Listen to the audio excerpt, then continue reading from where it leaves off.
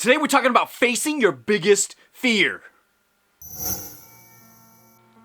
How's it going, guys? drtankpharmd here, board-certified practicing medicine specialist and personal health coach, helping action takers like you take back control of their lives and emotion so that they can feel better and be better. And although I am a practicing medicine specialist, I'm not your specialist. So if you have any questions regarding your condition, please see your doctor. Don't forget to click like and subscribe so you get the latest videos on our weekly videos. Let's get into it. I have a paralyzing fear of heights. Well, not exactly heights, but I'll get into that later. It's prevented me from facing a lot of the things and doing a lot of the things that I've wanted to do. So when I realized that growing and developing as a person meant you had to face your fears in order to get to the other side of them, it meant I had to face my fear of heights. But what are fears? Well, fears are an unpleasant feeling triggered by the perception of danger, real or imagined. And therein lies the distinction, real or imagined.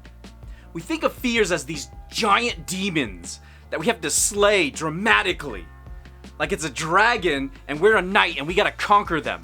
We also think of our fears as demons, paranormal creatures that possess us or possess other people, and they have to be expelled by sorcery of some sort. But when in reality, fears are more like obstacles in our way. They're bigger than we imagine, but are they bigger than we can handle? We're intensely terrified with the fears in our mind. We have a fear of what would happen if we asked that person one question that we had. Maybe it's to ask them out. Maybe we're gonna ask our boss for a raise. We're scared to death of having critical conversations with the most important people in our lives. When we see conflict, we run the other way. Our fears are the biggest obstacles that we have in our life. Argue all you want, but our fears keep us from even attempting to realize our life dreams. You have people who live for 80 years only to realize that they didn't even attempt to try to achieve one thing that they wanted in their life. It's the one thing they want to achieve in their entire life. And that right there is the saddest thing. What is life if you're not trying to achieve your dream? Now, most people would run away from their fears before they even look at them. They don't want to confront their fears because they don't know how it's going to turn out. And it's that uncertainty that keeps us guessing and scared to death. And therein lies the first step to handling your fears, is you have to confront them. But the first step to confronting them is to get it out of your head. Because when you have something rattling in your head, a thought, a fear, an idea, it's only gonna rattle in there and it's gonna get louder and stronger. It's like a buzzing in your ear that starts and then it gets ringing louder. The only way you can get rid of that ringing in your head is to get it out of your head. And the best way to do that is to write it down. If you think of your fears as a demon possessing the back of your brain, you could actually use a spell to bind it to a piece of paper by writing it down. That way, it gets out of your head. Now that sounds a little sci-fi, but give that to me. I'm a little bit of a nerd here. By writing down your fears, you actually have an object instead of a thought. And when you have an object, it's easier to handle. With a thought, you just process it over and over and over again. But if you have an object to look at, to handle, you're able to actually figure out other things. You have the free mental thought space to think of solutions or ways to handle it. There's something about fear that we hate and we love. Let me give you an example. When we go to the movies, we look to be afraid. We want things to trigger our fear. But we know in the back of our minds that these movies are fake, as opposed to real life, where we have these thoughts of fears that are paralyzing us. But more often than not, the fears that haunt us aren't really a threat to our lives, because we don't have dangerous animals, bloodthirsty animals hunting us all the time. If you're walking alone in a sketchy neighborhood late at night, where there's a crime spree going on, in the middle of Detroit, yeah, that's dangerous. It could be a threat to your life, and you should be afraid. However, if you're afraid of asking someone a question, like asking someone out, or asking your boss for a promotion or raise, the fear that you have are greatly magnified in your head compared to what's actually there. You're not gonna die from asking a question. You might be a little humiliated if someone says no, but it's not gonna physically kill you. Why is it then that we want to get scared in movies as opposed to in real life? Well, that's because in our mind, we know the movie is fake. We have to treat our fears in real life that won't kill us as if it's a movie. It's just the emotions that we have, and it's not reflective of real life. It's like a fantasy. We could live it out, feel the emotions, but leave it there.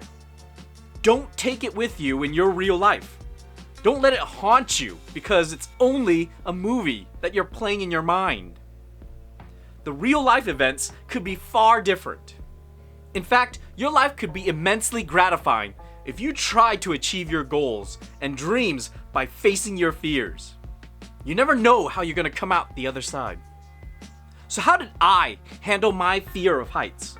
I realized that I needed to make changes in my life. And when I needed to make changes, I had to confront my fears.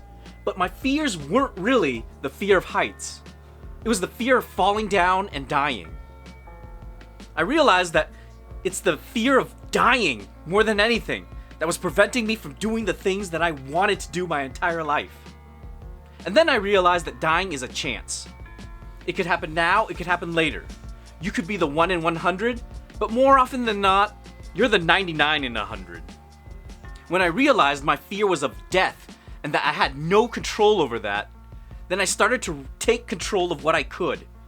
And one thing I could take control of was doing the things that I wanted to do. But I had to do it in a way that would satisfy my safety. I had a safety precaution that was always ringing, and that was what was actually causing my fear. So I realized that if I did things that had safety precautions in them, it'd be a lot more at ease for me. That meant that I couldn't do dangerous things in third world countries with poor safety protocols. So I wanted to do skydiving, and I had to make sure I did it in a place that had people who were returning, which meant they survived. So when we went skydiving, and the plane was in the air, and the door opened, I looked down, and for a fraction of a second, I froze. Thank goodness the people in the plane pushed me out before I even had a chance to process how high up we were. I had a great time in the landing, and everything was safe, and everything was great.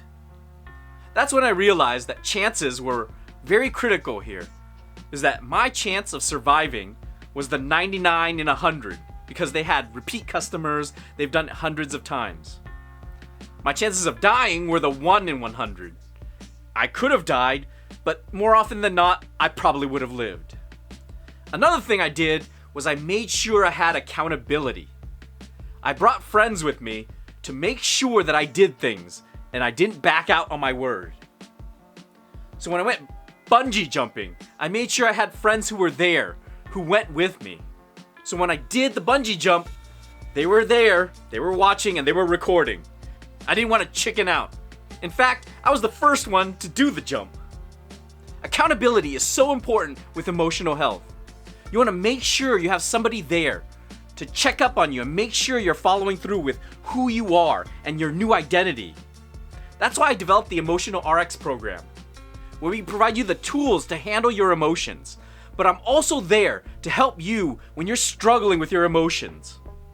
You want to make sure you have somebody who holds you accountable for making improvements, for being better, for pushing yourself to face your fears and come out the other side to grow.